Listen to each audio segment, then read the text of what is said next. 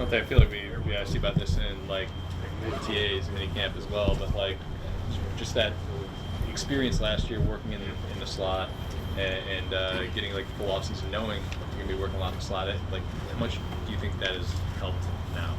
I think it's helped a lot. I watched a lot of tape this off season. Not so much about like what I was doing so good on, just kind of figuring out what I did kind of bad with. I was just kind of saying earlier, I had a really good conversation with Tyron this offseason and just kind of saying how he had an OG vet who kind of just told him, like, this is the year to kind of put it all together when he was going into his third year. And so, that's my mentality. Like, I just got to put it all together, right? It's inside or outside. I'm comfortable now, for sure. I think I know the playbook well. I mean, they got me taking reps at nickel and at corner, so I have a better understanding. I already know what the linebackers are doing, but also knowing what the corners are doing and then knowing what my responsibility is, I can kind of win at my leverage or whatever my responsibility is. You said Tyron made the jump into this between his second and third year, you said? He's going into his third year. He had someone who had told him, he had an older vet who had told him, like, put it all together this year, and that's what he did. And so, yeah. How nice is it to have somebody like Tyron to lean on for stuff like that? It's good. Tyron's my boy. Me and Tyron, we hang out. We have really great conversations. And, a guy who's done it for a long time, done it at a high level for a long time. I think any young corner would like want to pick his brain, or young safety or young nickel want to pick his brain just because he's done it and he's had success with it. So that's what I continue to do. How much does it help just to have the buy-in? Because I think a lot of it is mental. And DA says, it seems like you just kind of done the buy-in on playing the nickel. I think last year I was kind of back and forth, trying to figure out if I'm going to buy into playing the nickel or if I really just want to be a corner, and just kind of figuring that part out. But now, like I said, my mentality is just put it all together. And if I'm going to play the nickel, then I'm going to be the best nickel I can possibly be. If I'm going to play outside, I'm going to be the best outside corner I can be. But, Coach Woods is doing a really good job. We kind of have night meetings to where we touch those small points maybe that we don't think about or we talk about in the special, or actually in the DB meeting. So it's great. I'm having fun with it. I'm enjoying it, and I'm not so much indecisive on, do I want to be a nickel, do I want to be a corner? I'm just a DB at this point. You seem to be seeking out Chris for one-on-one. What's going into that, and how helpful is it? It's great. I think Chris is seeking out for me too. I think we're making each other better. And today, after the last rep, he just kind of said it like, keep going. We're gonna make each other like great. And I told Chris before this camp started, I told him there's no reason he shouldn't be an All-Pro receiver this year. No reason why he shouldn't be a Pro Bowl receiver. And so I'm gonna push him every single day. He's gonna push me and make me better every single day. But I love it. I think it's like 50-50. We kind of go neck to neck. It's not he's killing me or I'm killing him. So learning something every single day. I'm excited to have him on my team, and I'm gonna seek some for some she too. Though I need some of she refs too, not just Chris. Is Chris like more intense this year, or is it just quiet enough that we can hear him talking? I think Chris, his mentality's changed a little bit. Chris he's always been a dog, but he's always just been a dog on how he plays, and now you can kind of hear him chirping a little bit. And I think that just comes from the competitive side of it and just the physicality that we're bringing as corners. I think last year's camp we probably weren't as physical or excited about one-on-ones because we know it's not really football at the end of the day. But I took it upon myself to push Chris and make sure I put hands on Chris and make Chris better every single day. So Chris has always been that dog. He's just kind of verbalizing it a little bit more. That's what y'all are seeing. I don't think it's so much about how quiet it is. He's kind of always said a little bit, but now he's kind of louder with it. So do you personally enjoy going back and forth with the chirping with Chris? Yeah, I always talk trash. I think I've been talking trash for a minute. You kind of go back to my rookie year, I was doing it as well. And going against Chris, one of the biggest thing is if you're going to talk it, you got to like stand behind it as well. And so when I talk trash to Chris, I know Chris is going to come back with a good rep. So I got to make sure I'm on my A game. And that just gets me ready for the season because it's not going to change.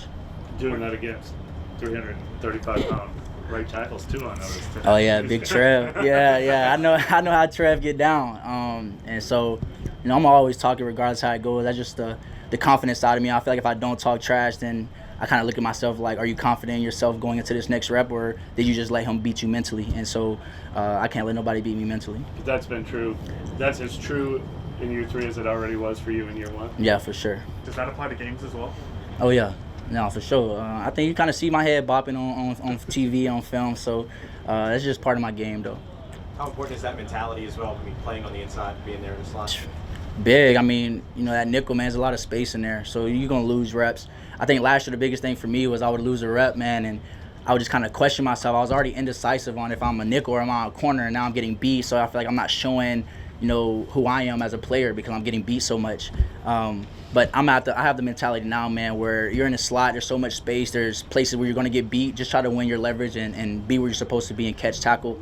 That's my mentality now. So I'm cool if I give up a little 5-yard here, 5-yard here, but the deep overs and things like that, that's my job to stop those. And that's an improvement I'm trying to make this season. Is that focus going to knowing that you're going to buy into the slot, all these other things, does that change your off-season preparation at all, or does that stay the same for you? No, I stay the same. I think whenever I do my DB work with OD in Atlanta, we work on corner stuff. We move inside. We work on nickel stuff. We watch tape, so we know what my weaknesses are. We know what my strengths are. And I attacked all those things this offseason. And so I feel like I'm kind of seeing that come into practice now. So excited for, when the season gets here, but we got plenty more practices for me to continue to grow. Has going against this defense been helpful for you in terms of just all the motion, all the stuff that, you wouldn't see in practice previously with the old offense? Yeah, the motioning thing is huge. I was kind of telling somebody earlier, I said, it kind of gives me a flashback to the Rams game, man. I had so many misreads, eyes were bad, all those things, but now I'm in practice, man, so I can practice it. Maybe I mess up here or there, but this is where I'm making it better. And so those guys are doing all those motions. I'm having to put my eyes in the right place, and I feel like I've done a really good job with having better eyes so far in camp. Just continue to grow in that area. So many teams are trying to run that Rams scheme. I mean, I think the more teams run it, the better defenses will be kind of shutting it down, or is it just an effective scheme? Yeah. I mean, their scheme is good, man. I mean, you really have to have perfect eyes every single play, and if you don't, then there's going to be big plays that are made. And, I mean, the whole NFL can go and get that offense, but at that point, I think everyone will learn how to have better eyes, and then it would just kind of be back to a normal thing where it's just a good offense but also a good defense. So, stick to whatever you feel like works for you as an offensive coordinator and scheme up the team and go play. Alontae, how good do you think the secondary can be if Marshawn's at his high level, you're at a high level, Paulson's at a high level, you got Kool-Aid in you? And I think we can be the best. I think we can be the number one secondary, number one defense. Like you said, we have a lot of weapons, man. Guys can play inside, outside. Kool-Aid's been doing a good job with taking reps inside and outside and knowing his responsibility, knowing his job. Debo going into, contract year 4 for him. Marshawn, he's getting healthy, he's getting better. So I'm just excited to kind of have us all back together. I think we was kind of hitting all things on top of the cylinder whenever everyone was here and everyone was healthy. But like I said, we got plenty more weeks left at camp.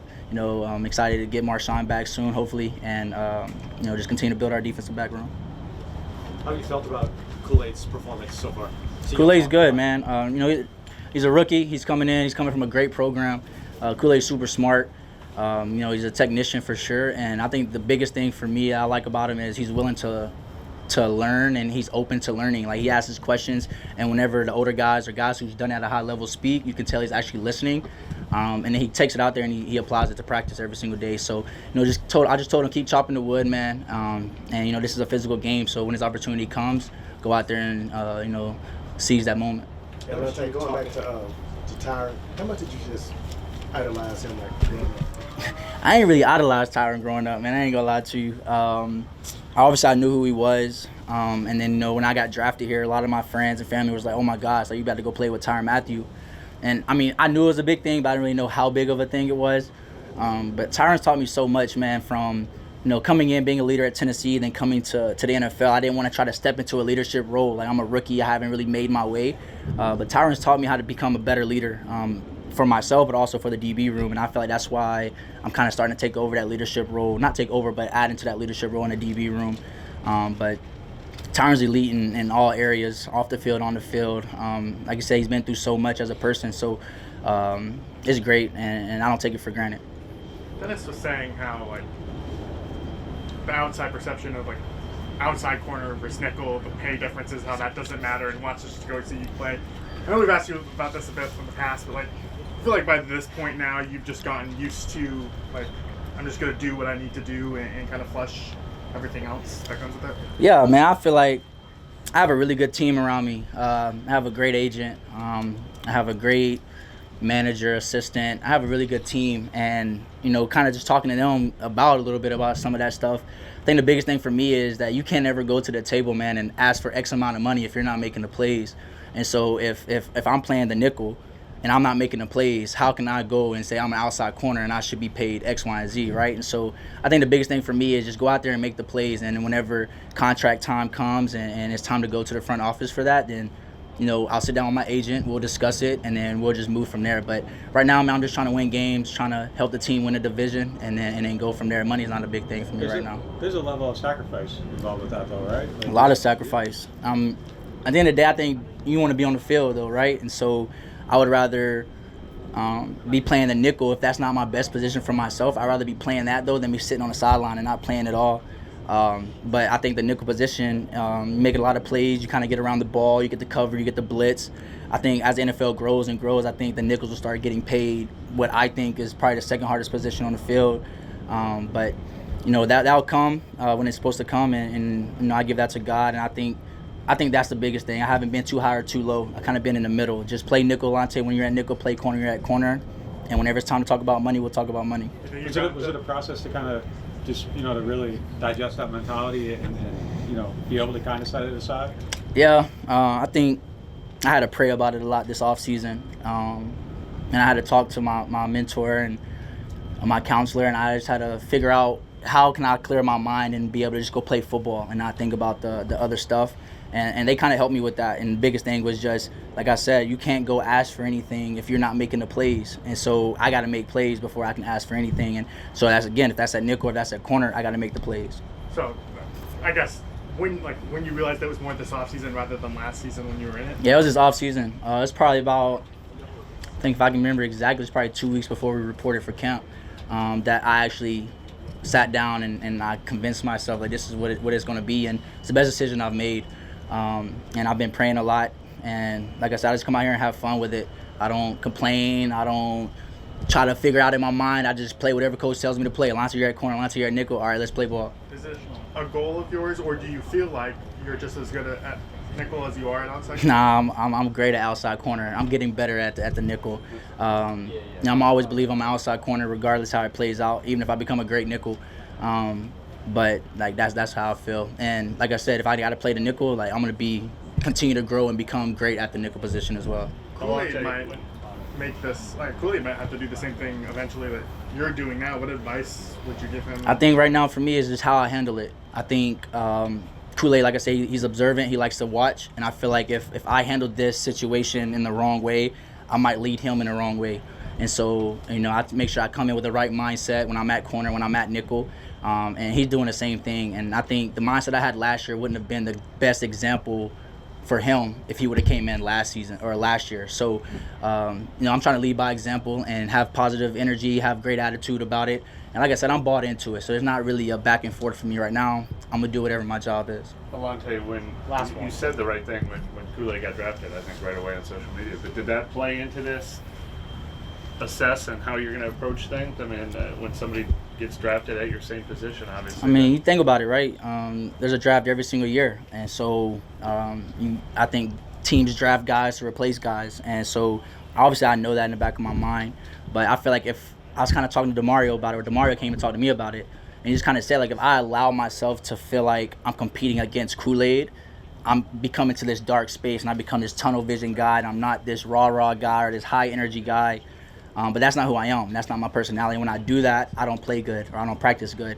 And he just told me, like, let my light shine, right? Like, be a verbal guy, like a vocal guy, have high energy, like, just think about football, make the plays. And right now that's what I'm doing. I'm not thinking about the competition. I'm just out there trying to make the plays that come my way and make sure I'm in the best position that I can be in. And then I'll just kind of let everything else take care of itself. And I think God's got it all figured out for me. So rather, I'm inside, outside. However it plays out, I'm going to be exactly where I'm supposed to be, and Kool-Aid's going to be exactly where he's supposed to be. Thanks, guys. Thank y'all. Thank you. Thanks a lot.